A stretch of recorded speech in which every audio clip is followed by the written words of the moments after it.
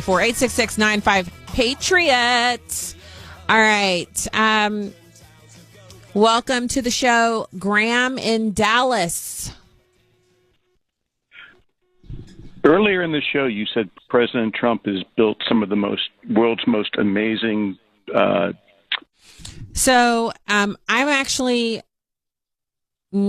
going to be entertaining the video guy where he calls in and makes a video and then emails me all of his thoughts. He's got like a obsessive problem.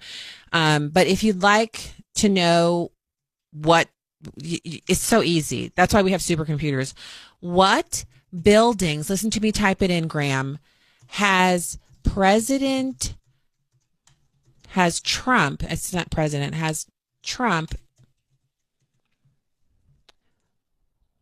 list of Trump buildings. I know, a little bit harder. So several notable buildings associated with President Trump. One of them is Trump Tower in New York City, Trump International Hotel and Tower in Chicago, and Trump Towers in various locations like Sunny Isle Beach, Florida, Istanbul, Turkey. And then there are many, many other buildings that he has remodeled and owns or has partnership or interest in through licensing agreements.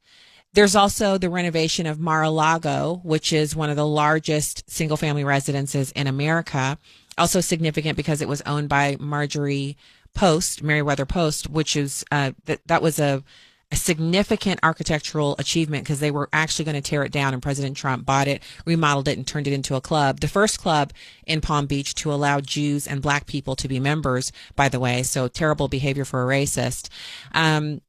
But you might be thinking those are, what are those? Well, there are so many different things that President Trump has. We have Trump Doral. That's Trump National Doral in Miami. Trump Building, which is 40 Wall Street in New York. Trump Park Avenue, that's also in New York, 502 Park Avenue. Trump International Hotel, Las Vegas. This is a 4-star, 5-star resort. Trump Winery, which is in Charlottesville, Virginia.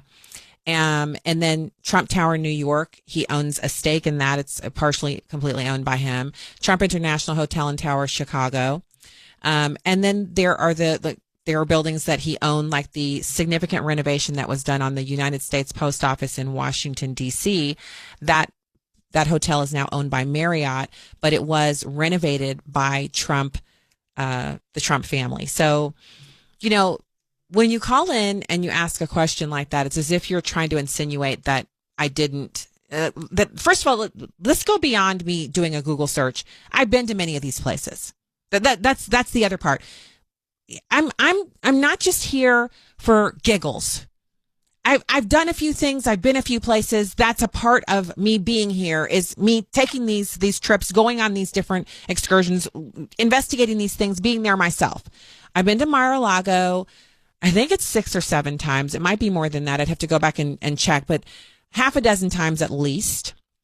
And I've also been to Trump Doral. And then Trump Las Vegas. And of course, I visited many times the Trump Hotel in DC. I ate dinner there, and had many meetings there, many business meetings, even attended a business conference there.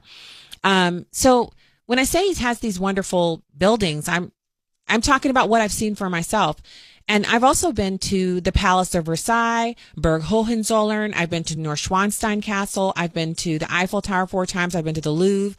I've been all over France. I've been to Italy, the Netherlands. I've seen I've been to see the Tulip Festival.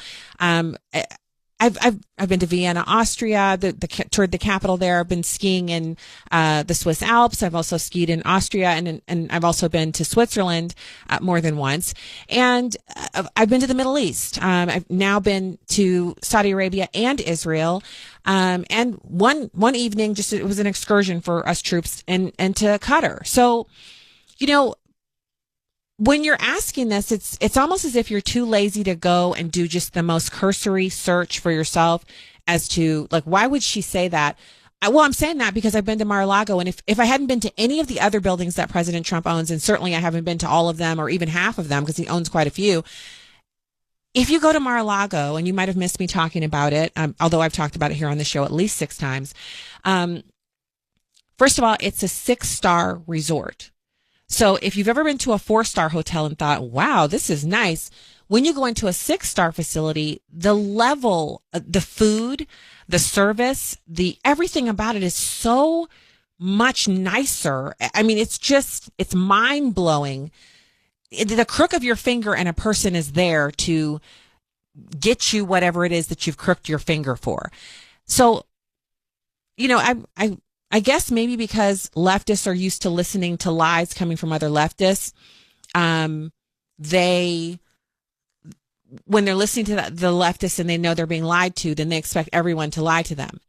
I'm not here to lie to you, and I don't have to make things up. I'm blessed by God to get to have these amazing, extraordinary experiences and then bring them to you here on the radio, and to also interview people who have amazing, extraordinary experiences and who are also experts and knowledgeable.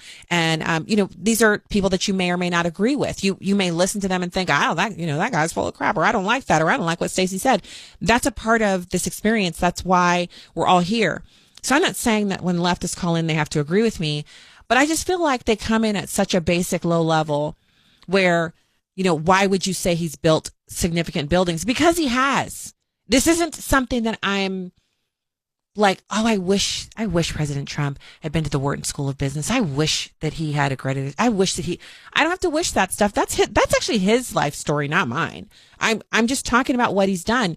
And he's not the only person. There are amazing builders in this country who have built unbelievable structures and things, some of which we get to take part in and some of which we don't. Some of the things I've seen them online. I've toured them online on those, those video tours where someone will go there and they'll do a tour and you get to watch it on YouTube. And that's the closest I've gotten, and maybe will be the closest I'll ever get because I'm not going to get a chance to go.